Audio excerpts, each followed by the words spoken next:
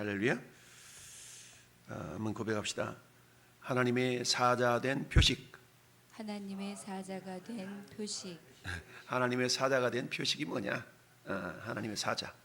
보통 우리가 예수 믿는 표식, 우리가 예수 믿는다, 하나님의 자녀다, 내가 누구다, 내가 경찰이야, 그럼 경찰관이라는 표식 한번 내놔봐.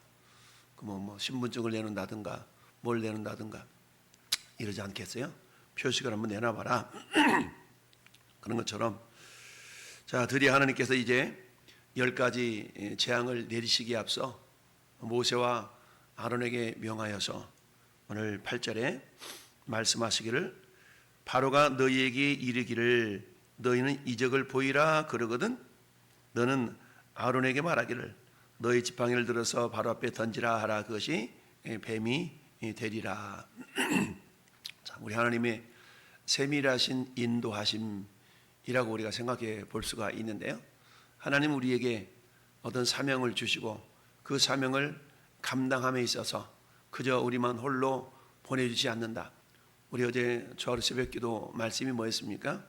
하나님께서 우리에게 사명을 주실 때에 사명만 달랑 주고 알아서 해라 그러지 아니하신다고 그랬어요. 어제 말씀에는 두 가지를 말씀드렸습니다. 첫째, 하나님은 동역자를 붙여주신다. 동역자를 붙여주신다. 둘째는 능력도 주신다 라고 그랬죠. 그러니까 하나님은 우리를 부르셔서 하나님의 자녀 삼으시고 우리를 하여금 세상 속에서 빛으로 소금으로 살아감에 있어 우리에게 한번 살아가봐 라고 하시는 것이 아니라 우리가 살아갈 수 있는 능력과 동역자를 붙여주신다라고 그랬어요. 즉 우리가 신앙생활 할 때도 우리는 어때요? 이미 하나님 우리에게 동역자를 주셨기 때문에 내 주변에 하나님의 동역자가 누구인가를 볼 수 있는 그런 믿음의 눈들이 또 열려질 수 있어야 되겠죠. 오늘 본문에 하나님께서는 모세와 아론을 바로 왕 앞에 보내심에 있어서 그냥 무작정 가라 라고 말씀하지 아니하시고 세심하게 세밀하게 인도해 주시는 걸 봅니다. 여러분, 세상 사람들이 왜 염려하고 근심하고 불안해합니까? 그것은 미래에 대한 불확실성 때문 아니겠습니까? 그래서 보통 많은 사람들이 불확실성 시대를 살아간다 라고 말하잖아요. 근데 이 불확실성 시대를 살아가는 우리에게 있어서 확실한 것이 있는데 그게 뭐냐? 이 세상은 불확실성 시대이다 라는 그 생각이 확실하다는 얘기죠. 그럼에도 불구하고 하나님의 자녀들인 저나 여러분들을 오늘 모세와 아론을 하나님이 어떻게 인도해 가시는가를 보면서 모세와 아론을 인도하신 그 하나님은 어떤 하나님? 동일하신 하나님이다. 모세와 아론에게 역사하셨던 그 하나님은 지금도 저와 여러분에게 역사하시는 동일하신 하나님이시다라는 사실, 지금부터 3500년 전에 모세와 아론을 들어서 이집트 땅에서 이스라엘 백성들을 구원해 내셨던 그 하나님은 3500년이 지난 오늘 이 시대에도 동일하게 우주 만물을 주관하시고 붙드시는 하나님이시다라는 사실을 우리가 기억할 수 있어야 됩니다. 바로에게 그저 보내서 알아서 해라 그러지 아니하시고, 야, 바로가 너희한테 너희가 하나님의 사자된 표식이 뭐냐 그걸 물어볼 때에 물어보면서 이럴 거야. 한번 이적 한번 보여봐. 뭐가 된 그런 하나님의 자녀된 표식을 한번 보여봐. 이렇게 요구할 때 그 아론한테 시켜가지고 그 지팡이를 던지라 그래. 그러면 그 지팡이가 뱀이 될 거야 라고 주님이 세부적으로 말씀해 주셨습니다. 아니나 다를까, 자, 바로 왕 앞에 섰더니 바로의 그 요구에 있어서 하나님 말씀하신 대로 아론의 지팡이를 던졌더니 그게 뭐가 됐어요? 뱀이 됐더라. 그랬더니 바로는 어때요? 이런 것쯤이야 나를 섬기는 우리 마술사들도 할 만하지 라고 하면서 바로도 현인들과 마술사들을 불렀더니 애굽의 요술사들도 그들의 요술로 뱀이 되게 했다. 그들의 지팡이로. 근데 문제는 어때요?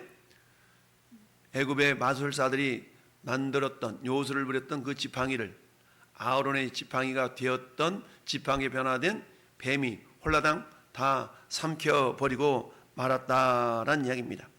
한마디로 말하면 뭡니까? 결코 가짜는 진짜를 이길 수가 없다라는 사실이죠. 여러분, 오늘날에도 가짜가 판치는 세상 아닙니까?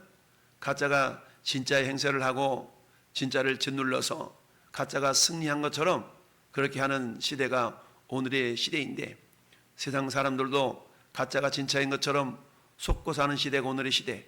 그러나 그렇지 않습니다. 잠시 속일 수는 있지만 영원히 속일 수는 없습니다. 잠시 승리할 수 있는 것 같지만 영원히 승리할 수는 없죠. 어떤 존재들이 승리합니까? 진리와 진실을 쫓아 향하는 자들이 마침내 승리하게 된다는 사실을 우리는 알아야 됩니다. 바로도 자기의 요술사들을 통해서 지팡이가 뱀이 되게 했지만 결국 그 뱀은 아론의 지팡이가 변화된 뱀에 의해서 다 삼킴을 당하고 말았다라는 얘기입니다. 이처럼 하나님께서 바로 앞에 모세와 아론으로 하여금 그 지팡이의 권세와 능력과 이적을 보이신 까닭은 뭡니까? 결국 바로가 섬기는 신, 바로라는 말은 파라호라 하잖아요.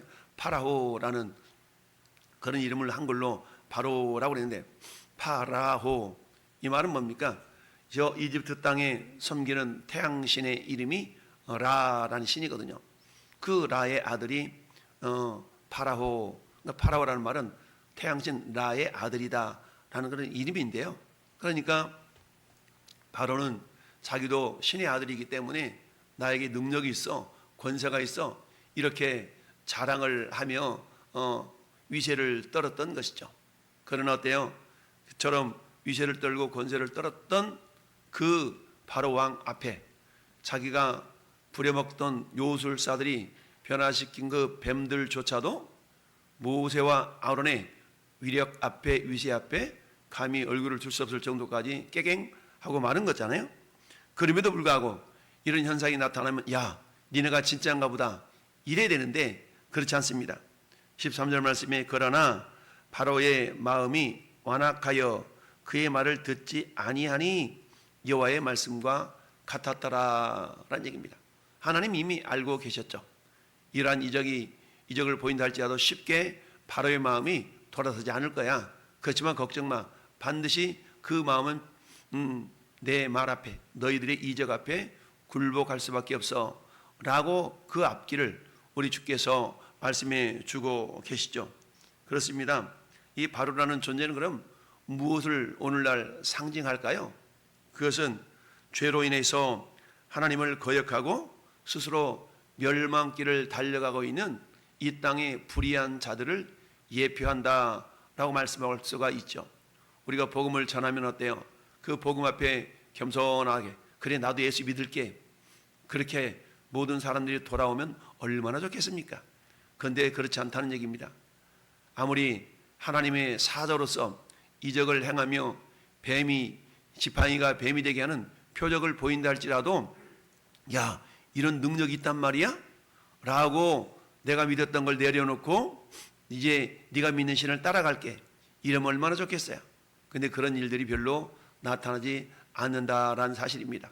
그런 이적을 보고도 바로의 마음은 어땠어요? 완악하여 그랬죠. 완악하여. 오늘날에도 어때요? 죽은 자가 살아나 마치 나사로가 썩은 냄새나는 무덤 속에서 죽은 지 4일이나 지난 그 무덤에서 나와 살아났음에도 불구하고 그것을 목격했던 유대인들은 어땠어요?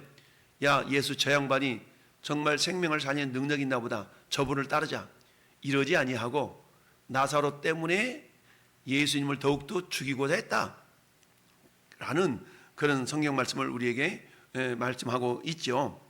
이런 걸 보면서 인간의 죄성이라는 것은 말씀 앞에 겸손하게 굴복하고 순종하고 나오기는커녕 오히려 복음을 거부하고 거절하고 완악해지는 그런 모습을 봅니다. 그것은 모세와 아론 앞에 선 바로의 모습이나 오늘 이 시대에 전도하는 전도자들을 비아냥거리며 욕하며 비방하며 비난하는 그런 모습과 크게 다를 바가 없다라는 이야기입니다. 그럼에도 불구하고 어때요? 우린 그들이 우리를 비난하고 비방하고 불신한다 할지라도 우리가 맞대어서 그들에게 열내면서 너희는 그러다가 이럴 필요가 없다라는 얘기입니다. 왜? 이미 하나님은 그렇게 반응을 보일 수밖에 없는 세상을 향하여서, 그럼에도 불구하고 우리는 어때? 그들을 악으로 악을 갚지 말고 선으로 악을 이기라 라는 말씀을 우리에게 가르쳐 주고 있습니다. 그렇다면 오늘 말씀을 통하여서 하나님은 우리가 세상을 사랑함에 있어서 승리할 수 있는 승리 비결이 무엇인가를 깨닫게 주고 있습니다. 여러분, 이미 하나님은 모세와 아론에게 바로가 분명히 이러한 반응을 보일 테인데 너희가 이렇게 응대하라 라고 아주 구체적으로 말씀해 주시지 않습니까?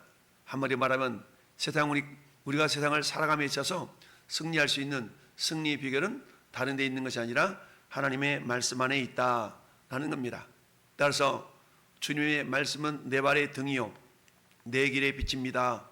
시편 119편 105절의 말씀처럼 우리가 하나님의 말씀을 주야로 묵상하는 가운데 그 말씀 속에서 우리가 생명의 비결, 사는 비결을 찾을 수 있어야 됩니다.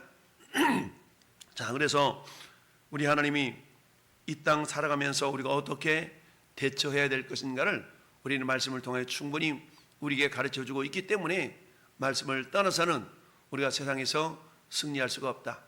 사도 요한도 요한일서에서 무엇라고 말씀합니까? 세상을 이기는 승리는 이것이니 우리의 믿음이니라. 사도 바울은 로마서 8장에서 우리를 사랑하시는 하나님의 사랑, 그 사랑 때문에 우리가 세상을 넉넉히 이긴다라고 말씀하고 있습니다. 따라서 우리가 세상 속에서 살아감에 있어서 하나님의 자녀, 주님의 군사된 표식이 뭘까? 우리가 지팡이 하나씩 들고 가면서 봐, 지팡이가 뱀이 되게 할 거야 라는 이적을 보일 수가 있을까요? 그럴 수가 없죠. 오늘날 우리가 세상에 보여줄 표식은 뭐냐? 그것은 다른 게 아닙니다. 하나님의 사랑, 주님의 사랑을 보여주는 것이죠. 예수님은 요한복음 13장 35절에서 제자들에게 그렇게 말씀합니다. 너희가 서로 사랑하면 너희가 내 제자인 줄을 사람들이 알 거야 라고 말씀합니다. 즉 우리가 하나님의 사자로서의 그 기능과 역할을 감당할 수 있는 표식은 뭐냐? 그것은 사랑하는 것입니다. 이처럼 사랑이라는 것은 하나님의 자녀된 주님의 군사된 표식이라는 것이죠. 그런데 사랑은 어때요? 누구에게나 사랑이라는 단어를 다 좋아하고 있죠. 그런데 어때요? 마땅히 사랑할 대상만을 사랑한다는 것은 누구나 다 할 수 있죠. 나에게 잘해주는 사람, 나에게 호감을 갖는 사람, 그 사람을 향하여 우리가 사랑으로 반응을 보이는 것은 그렇게 어려운 일은 아닙니다. 그러나 진정한 그리스도의 사랑은 뭡니까? 원수까지도 우리가 사랑할 수 있는 그런 사랑을 주님이 말씀하고 있는 것이죠. 그래서 하나님의 말씀, 그 말씀 안에 우리의 길과 진리의 생명을 발견할 수가 있는 것뿐만 아니라 하나님의 자녀된 표식, 하나님의 군사된 표식이 결국은 사랑인데 예수님은 산상수훈에서 마태복음 5장 43절부터 이렇게 말씀하고 있습니다. 내 이웃을 사랑하고 내 원수를 미워하라 하는 것을 너희가 들었으나 옛날 구약 율법에는 이런 내용이 있었으나 나는 너희에게 이르노니 너희 원수를 사랑하며 너희를 박해하는 자들을 위하여 기도하라 라는 얘기입니다. 너희를 박해하는 자들, 원수를 사랑하고 박해하는 자들을 위하여 기도하라. 이같이 하면 하늘에 계신 너희 아버지의 아들이 되리니 이는 하나님이 그 해를 악인과 선인에게 비추시며 비를 의로운 자와 불의한 자에게 내려주심이니라. 하나님의 일반 은혜, 일반 은총이라고 말하죠. 예수님을 믿는 자들이나 믿지 않는 자들에게나 동일하게 베풀어 주신 은혜를 일반 은혜라고 말합니다. 그 일반 은혜로서 햇볕을 주시고 비를 내려주시고 공기를 쐬게 하시고 이 모든 것들은 믿는 자나 믿지 않는 자들에게나 동일하게 공평하게 주시는 하나님의 은총이라고 말할 수가 있습니다. 그런 하나님께 우리는 특별한 은혜, 특별한 사랑을 받은 존재들이죠. 그 특별한 은혜는 어떤 은혜예요? 우리를 위하여 십자가에 피 흘려 죽으셨던 예수 그리스도의 보혈의 능력으로 말미암아 우리 모든 죄짐 다 벗어버리고 하나님의 자녀가 되는 권세를 주신 것이죠. 이미 우리는 주님의 사랑에 빚진 자들이 된 거 아니겠습니까? 따라서 하나님의 군사로서 하나님의 자녀로서의 표식이 뭐냐? 그것은 다른 게 아니라 주님의 사랑을 털어내며 흘려보내는 것이다 라고 말할 수가 있습니다. 고린도후서 2장 5절에도 사도 바울은 그렇게 얘기합니다. 너희를 근심하게 하는 자가 있다 할지라도 그들을 오히려 말하라. 그들을 사랑을 그들에게 나타내라. 너희를 근심하게 한다 할지라도 오히려 그들에게 너희 사랑을 나타내라 라고 권면하고 있습니다. 이처럼 하나님의 자녀된 표식, 하나님의 군사된 표식의 가장 중요한 요소는 사랑이라는 얘기입니다. 그렇습니다.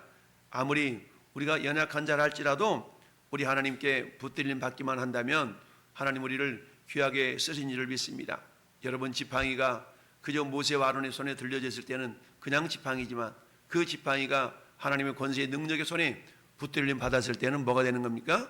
뱀이 되어져서 능력의 도구로 쓰임받는다는 사실.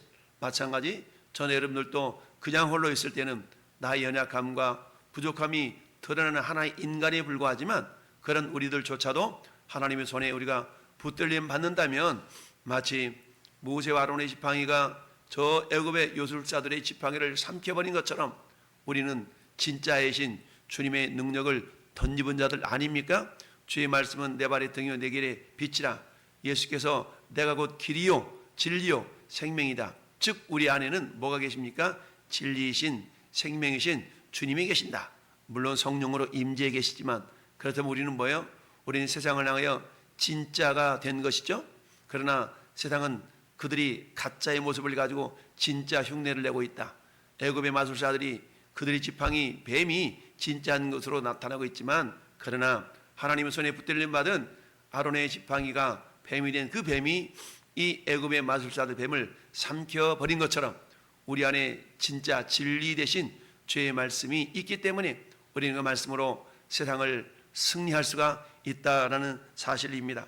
오늘도 그 하나님께 우리의 모든 인생을 내어 맡기며 주님께 붙들림을 받은 그런 존재가 될 때에 시편 8편 2절의 말씀처럼 주의 대적으로 말미암아 어린아이들과 젖먹이들 입으로 권능을 세우심이여 이는 원수들과 보복자들을 잠잠하게 하려 하심이라.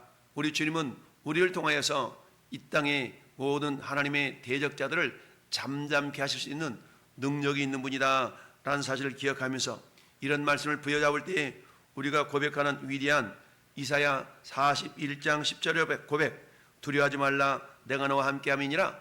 놀라지 말라 나는 내 하나님이 됨이니라. 내가 너를 굳세게 하리라. 참으로 너를 도와주리라. 참으로 나의 의로운 오른손으로 너를 붙들리라 라고 주님이 하신 말씀을 기억합니다. 그럴 때였대요.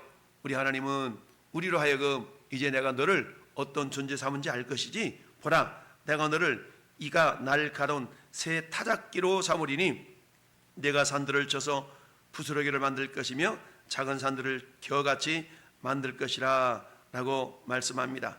이처럼 하나님의 권세로 세상을 향하여 나아가면 그 어떤 것들도 마침내 그 하나님의 권세 앞에 굴복할 수밖에 없습니다. 그러나 오늘 13절 말씀을 보니까 바로의 마음이 완악하여 그들의 말을 듣지 아니한다. 누가 하나님의 말씀을 받을 수가 있나요? 결국 겸손한 자라야만이 하나님의 말씀을 받을 수가 있는 것이죠. 그렇습니다. 심령이 가난한 자는 복이 있나니 천국이 그들의 것이며 여러분 심령이 가난하지 않으면 복음이 그들 앞에 들어갈 수가 없는 것이죠. 이미 저나 여러분들은 심령이 가난하여 주의 말씀을 우리 안에 모셔드림으로 말미암아 이미 우리 안에 천국 하나님의 나라가 이루어진 줄 믿습니다. 그래서 어때요? 어떻게 되든지 내가 주님 말씀에 순종해 보고자 어떻게 되든지 내가 신앙생활 좀 잘해보고자 하는 그런 사모함들이 우리 안에 있는 것 아니겠습니까? 오늘 말씀을 청구하며 정돈하며 우리 마무리합니다. 저와 여러분 안에는 이미 주의 영 성령께서 우리 안에 계십니다. 우리는 하나님의 자녀입니다. 주님의 군사입니다. 그러나 세상은 우리가 하나님의 자녀로서 군사로서의 어떤 표식이 무엇인지를 궁금해할 수가 있습니다. 그럴 때마다 이미 주님이 우리에게 부어주셨던 그 주님의 사랑으로 세상과 싸워서 이기는 자가 될 수가 있다는 사실입니다. 오늘도 주님이 주신 그 사랑으로 우리가 세상을 그야말로 선으로 악을 이길 수 있는 그런 믿음의 사람이 되어져서 마침내 주님의 나라가 하나하나 더 확정되어져 나가는데 저는 여러분들 귀하게 쓰임받는 복된 하루가 되기를 예수님의 이름으로 축원합니다. 아멘.